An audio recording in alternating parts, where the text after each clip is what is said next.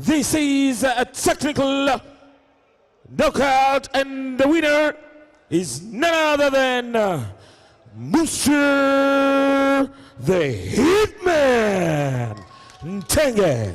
Munnayuganda Omukubi w'ebikonde Musa Ntege yakomyewo ku butaka wiiki ewedde oluvannyuma lw'okufuna obuwanguzi mu ggwanga lya Tanzania gye yattunkira ne Shaban Jongo okweddiza engule ya East Africa Cruiserweight.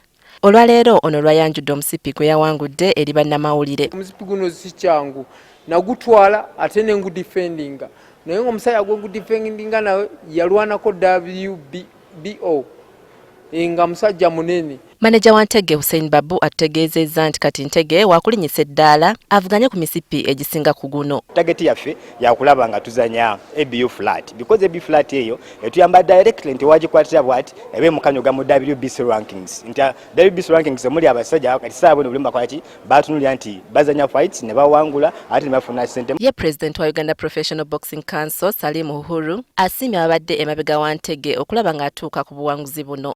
Chitwa mileage nga commission n'okwebaza coach na Nara Promotions for well done job. Uhuru agamba nti bakufuba okulaba nga bateeka empisa mu bazanyi b'ebikonde okusobola okulongoosa omuzannyo guno. Regina Nalujja, NTV Akawungeezi.